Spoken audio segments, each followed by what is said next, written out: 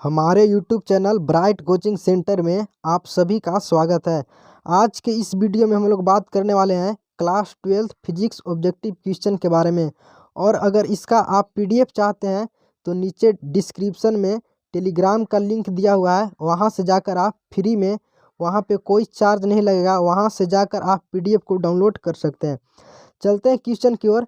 पहला क्वेश्चन है, किसी माध्यम की अपेक्षिक परावैद्युता एप्सिलॉन आर बराबर होती है।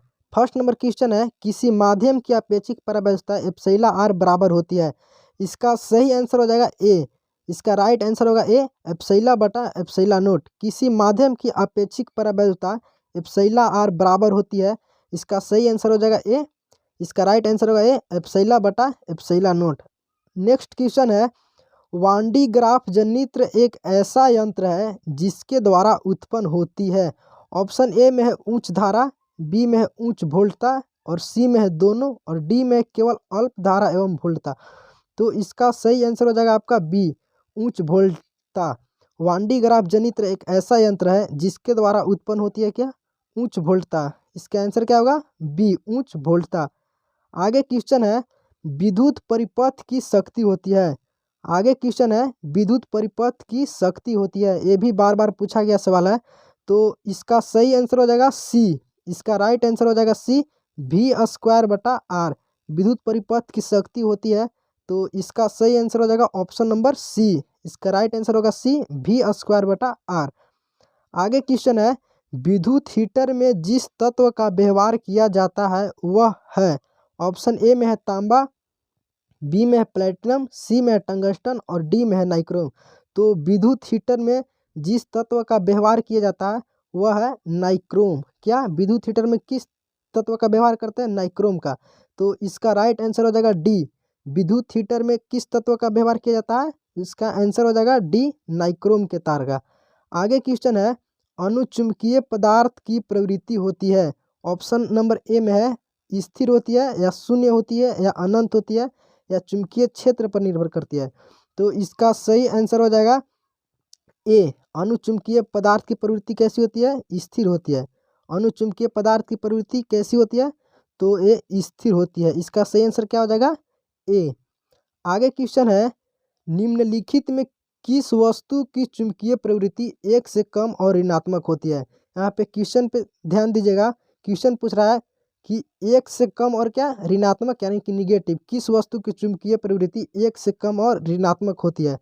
ऑप्शन ए में है प्रति चुंबकीय, बी में है लौ चुंबकीय, सी में है अनुचुंबकीय, और डी में है नो, कोई नहीं। तो एक से कम और ऋणात्मक किसकी होती है, चुंबकीय प्रवृत्ति। तो इसका आंसर हो जाएगा ए, प्रति चुंबकीय के, पारामैग्नेटिक के। चुंबकीय प्रवृत्ति एक से कम और ऋणात्मक किसकी होती है, प्रति चुंबकीय के। तो इसका सही आंसर होगा, राइट आंसर होगा ऑप्शन नंबर ए। आगे क्वेश्चन है, एक्स किरणें के गुण वैसे ही होते हैं जैसे कि। ऑप्शन नंबर ए में अल्फा किरणें, बीटा किरणें, गामा किरणें, या कैथोड किरणें। तो एक्स किरणें के गुण वैसे ही होते हैं जैसे कि किसके। तो इसका आंसर हो जाएगा ऑप्शन नंबर बी, बीटा किरणें के। एक्स किरणें के गुण वैसे ही होते हैं जैसे कि बीटा किरणें। तो इसका सही आंसर हो जाएगा ऑप्शन नंबर बी। आगे क्वेश्चन की बात करते हैं। आगे क्वेश्चन है, वस्तु से छोटा आभासी प्रतिबिंब निम्नलिखित में से किस दर्पण से प्राप्त होता है। यहाँ पे क्वेश्चन पे ध्यान दीजिएगा। पूछ रहा है क्या, वस्तु से छोटा और क्या, आभासी प्रतिबिंब किस दर्पण से। ऑप्शन ए है समतल, अवतल, या उत्तल, या इनमें से कोई नहीं। तो वस्तु से छोटा और आभासी प्रतिबिंब उत्तल दर्पण से बनता है। किससे, उत्तल दर्पण से। तो इसका सही आंसर क्या हो जाएगा, सी। आगे क्वेश्चन है, डायोड का उपयोग करते हैं। आगे क्वेश्चन है कि डायोड का उपयोग करते हैं। तो इसका राइट आंसर हो जाएगा डी। इसका सही आंसर हो जाएगा डी, रेक्टिफायर की तरह। डायोड का उपयोग हम लोग किस तरह करते हैं, रेक्टिफायर की तरह। तो इसका आंसर क्या हो जाएगा, ऑप्शन नंबर डी। आगे क्वेश्चन की बात करते हैं। आगे क्वेश्चन है कि प्रत्यावर्ती विभव लगाने पर एक दिष्ट धारा उत्पन्न करने वाले संयंत्र का नाम क्या है। ऑप्शन ए में है रेक्टिफायर, बी में है ट्रांसफार्मर, सी में है ऑसिलेटर, और डी में है फिल्टर। तो प्रत्यावर्ती विभव लगाने पर एक दिष्ट धारा उत्पन्न करने वाला संयंत्र का नाम है रेक्टिफायर। इसका भी आंसर क्या हो जाएगा, ऑप्शन नंबर ए। इसका आंसर क्या होगा, ऑप्शन नंबर ए।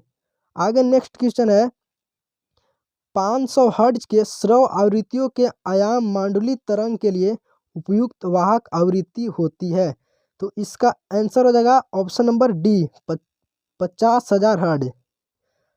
पूछ रहा है यहाँ पे क्या 500 हर्ट्ज के श्रव्य आवृत्ति के आयाम मांडुलित तरंग के लिए उपयुक्त वाहक आवृत्ति क्या होती है। तो इसका सही आंसर हो जाएगा क्या डी 50,000 हर्ट्ज। याद रखना क्या 50,000 हर्ट्ज। आगे क्वेश्चन है एम्पियर मीटर मात्रक होता है। ये भी पूछा गया सवाल है इंटर में कि एम्पियर मीटर मात्रक होता है। तो इसका सही आंसर हो जाएगा option number C. Ampere metre किसका मात्रक होता है। ऑप्शन नंबर सी हो जाएगा चुंबक के ध्रुव प्राबल्य का। इसका आंसर क्या हो जाएगा ऑप्शन नंबर सी चुंबक के ध्रुव प्राबल्य का। एम्पियर मीटर किसका मात्रक होता है चुंबक के ध्रुव प्राबल्य का। आगे क्वेश्चन की बात करते हैं। आगे क्वेश्चन है ऊंचाई ट्रांसफार्मर से प्राप्त होता है। यहाँ पूछ रहा अपचाई नहीं उपचाई। ऊंचाई ऊंचाई क्या पूछ रहा ऊंचाई ट्रांसफार्मर से प्राप्त होता है। तो ऊंचाई ट्रांसफार्मर से उच्च विभव और निम्न धारा प्राप्त होता है। ऊंचाई ट्रांसफार्मर से क्या प्राप्त होता है उच्च विभव और निम्न धारा। ऊंचाई ट्रांसफार्मर से प्राप्त होता है। ऑप्शन नंबर ए इसका राइट आंसर होगा उच्च विभव और निम्न धारा। आगे नेक्स्ट क्वेश्चन है पूछ रहा है कि वह यंत्र जो यांत्रिक ऊर्जा को विद्युत ऊर्जा में बदलता है क्या कहलाता है। तो इसका राइट आंसर होगा सी नंबर। इसका सही आंसर क्या हो जाएगा सी डायनेमो। डायनेमो जो होता है यांत्रिक ऊर्जा को विद्युत ऊर्जा में परिवर्तित करता है। तो इसका सही आंसर क्या हो जाएगा सी। यांत्रिक ऊर्जा को विद्युत ऊर्जा में कौन बदलता है। तो इसका सही आंसर हो जाएगा सी डायनेमो। आगे क्वेश्चन है घरेलू विद्युत आपूर्ति की आवृत्ति 50 हर्ट्ज है तो धारा का मान शून्य होने की आवृत्ति क्या होगी। तो इसका सही आंसर हो जाएगा ऑप्शन नंबर डी। इसका सही आंसर हो जाएगा डी 100 हर्ट्ज। इसका सही आंसर क्या हो जाएगा ऑप्शन नंबर डी 100 हर्ट्ज। याद रखना है क्या 100 हर्ट्ज। आगे क्वेश्चन है परावैद्युत सामर्थ्य का एसआई मात्रक होता है। आगे क्वेश्चन है परावैद्युत सामर्थ्य का एसआई मात्रक होता है। ऑप्शन नंबर ए में वोल्ट, बी में वोल्ट प्रति मीटर, सी में वोल्ट मीटर और डी में वोल्ट मीटर स्क्वायर। तो परावैद्युत सामर्थ्य का एसआई मात्रक वोल्ट मीटर होता है। क्या वोल्ट मीटर। तो इसका सही आंसर क्या हो जाएगा बी। परावैद्युत सामर्थ्य का एसआई मात्रक क्या होता है वोल्ट मीटर। क्या वोल्ट मीटर वोल्ट प्रति मीटर। परावैद्युत सामर्थ्य का एसआई मात्रक क्या होता है वोल्ट प्रति मीटर। तो इसका राइट आंसर क्या होगा बी। आगे नेक्स्ट क्वेश्चन है शुष्क वायु का सामान्य दाब पर परावैद्युत सामर्थ्य होता है। क्वेश्चन पूछ रहा है कि शुष्क वायु का सामान्य दाब पर परावैद्युत सामर्थ्य कितना होता है। तो इसका सही आंसर हो जाएगा डी। इसका राइट आंसर होगा डी 3 × 10⁶ वोल्ट प्रति मीटर। इसका सही आंसर क्या हो जाएगा ऑप्शन नंबर डी 3 × 10⁶ होता है -6 नहीं होता 3 × 10⁶ वोल्ट प्रति मीटर होता है।